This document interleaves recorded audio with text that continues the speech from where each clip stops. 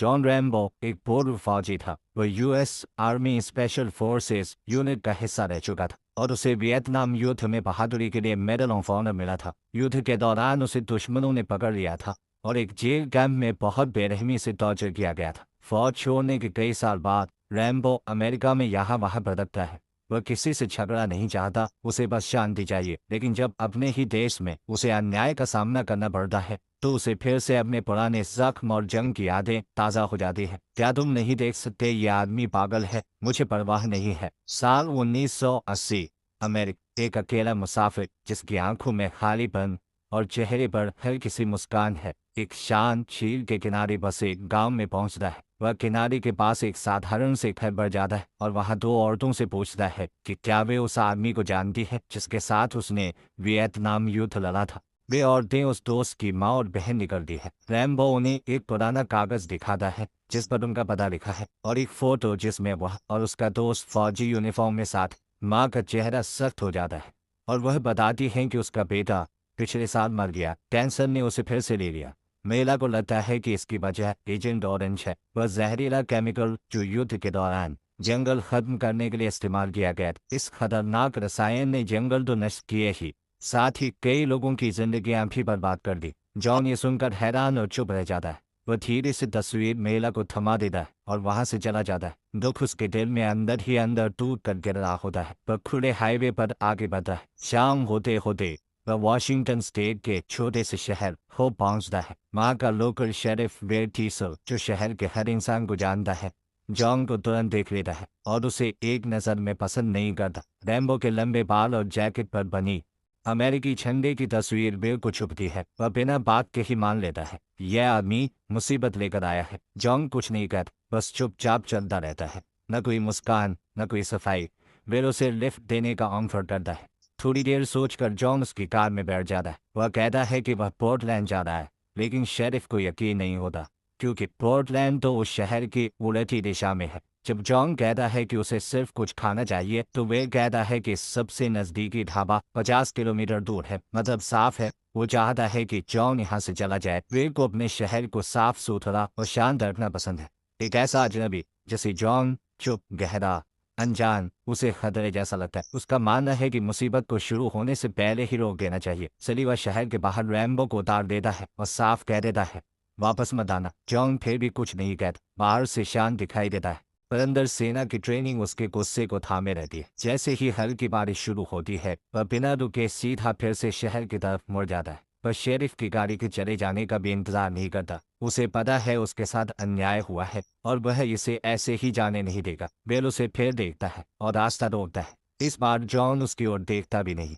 जब शेरिफ उसका हाथ पकड़ता है तो जॉन उसे एकदम सटीकता से झटक देता है। बेल अब और बर्दाश्त नहीं करता। वह अपनी बंदूक निकालता है और रैम्बो को गिरफ्तार कर लेता है। जब तलाशी ली जाती है तो जॉन की बेल्ट से एक बड़ा चाकू निकालता है। तुम इतना बड़ा चाकू क्यों रखते हो? जॉन कहता है शिकार के लिए। लेकिन बेल उसकी बात को नजरअंदाज करता है और उसे थाने ले जाता है।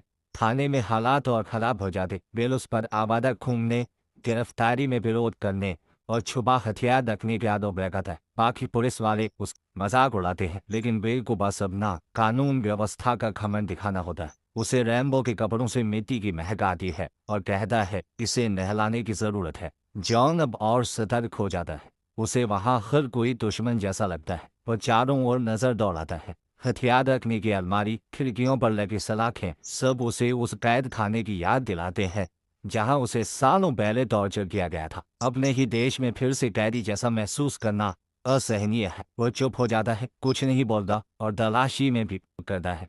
डिप्टी जी उसके गले से डॉग टैग्स, सेना की पहचान वाली चेन खींच लेता है और पढ़ता है जॉन रैम्बो। उसे ये जानकर भी कोई इज्जत नहीं मिलती कि वो एक सोल्जर है। जब वे उसकी उंगलियों के निशान लेने की कोशिश करते हैं तो जॉन जोरदार विरोध करता है। तीसल अंदर आता है और उसे धमकी देता है कि उसे 90 दिन की जेल और $250 का जुर्माना देना होगा। वह कोर्ट की तारीख सुबह 10 बजे तय करता है और कहता है कि इस कैदी को साफ करो। बाद में जब जॉन को कपड़े उतारने पर मजबूर किया जाता है तो पुलिस वाले उसके शरीर पर गहरे और भयानक जख्मों के निशान देखते हैं। एक युवा अफसर मिच अब सोचने लगता है कि यह आदमी असल में है कौन। वह चाहता है कि शेरिफ को बताया जाए, लेकिन जी अब तक गुस्से में है। वह जॉन को घुमाता है और डंडे से जोर से मारता है। और फिर आता है सबसे बड़ा अपमान, वे उस पर तेज प्रेशर वाली पानी की बौछार छोड़ते हैं और जी मुस्कुराता है जैसे ये सब मजा हो। जब पुलिस वाले सीधा ब्लेड रेजर लेकर रैम्बो की दाढ़ी बनाने की कोशिश करते हैं तो उसका पुराना दर्द जाग उठता है। उसे वियतनाम युद्ध की भयानक यादें फ्लैशबैक की तरह दिखने लगती है। उसकी सांसें तेज और भारी हो जाती है और फिर वह आप आंखों बैठता है। कुछ ही सेकेंड में जोंग जी और दो और अफसरों को धूल चटा देता है। अब उसके अंदर की सेना वाली ट्रेनिंग जाग चुकी है, तेज सटीक और खतरनाक। वह थाने से भाग निकलता है, रास्ते में अपना चाकू उठाता है और सीधे सड़क पर निकल जाता है। बाहर निकलते ही वह एक आदमी को बैग से गिरा देता है और खुद उस पर सवार हो जाता है। बारिश में भीगते हुए वह तेजी से भागता है, जी राइफल लेकर बाहर दौड़ता है, गोलियां चलाने ही वाला होता है लेकिन डीजल उसे रोकता है। सड़क पर भीड़ बहुत ज्यादा है और तब तक रैम्बो नजरों से ओझल हो चुका होता है। अब रैम्बो बैग की रफ्तार बढ़ा देता है। वह सड़क पर दौड़ रहा है और डीजल उसकी गाड़ी में पीछे है, लेकिन जैसे ही पीछा कच्चे और ऊबड़ खाबड़ रास्तों में पहुंचता है रैम्बो को तब मिलने लगता है। डीजल वायरलेस से बैकअप बुलाता है लेकिन उसका गाड़ी पर से कंट्रोल छूट जाता है और वह एक खड़ी पहाड़ी से लुढ़कते हुए जोर से क्रैश कर जाता है। रैम्बो की बाइक भी उस खतरनाक छलांग को झेल नहीं पाती। वह बाइक छोड़ देता है और पैदल दौड़ते हुए पहाड़ों की तरफ चला जाता है। धीरे धीरे वह पूरी तरह जंगल और पहाड़ों में गायब हो जाता है। अब तुम जितना जा सकते थे जा चुके। बारिश में भीगा और थका हुआ रैम्बो जंगल के अंदर एक सुनसान निर्माण साइट कंस्ट्रक्शन कैंप तक पहुंचता है।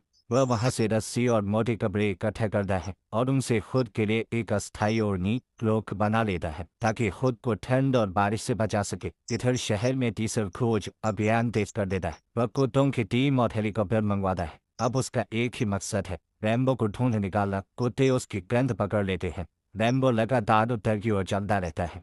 उसे रास्ता दिखाता है आकू, जिसकी मूठ हैंडल में एक कंपास छिपा है, लेकिन पीछे से खोज दल की आवाजें अब और नजदीक आ रही हैं। वह एक ऊंचे पहाड़ की चोटी तक पहुंचता है जहां अब उसके पास भागने के लिए कोई रास्ता नहीं बचा। वह चट्टान के किनारे से नीचे उतरने की कोशिश करता है। नीचे एक तेज बहती नदी है। तभी एक हेलीकॉप्टर ऊपर आ जाता है। जी हेलीकॉप्टर में है, उसके हाथ में बंदूक है और उसे आदेश मिला है कि रैम्बो को जिंदा पकड़ा जाए, लेकिन वो आदेशों को अनदेखा करता है।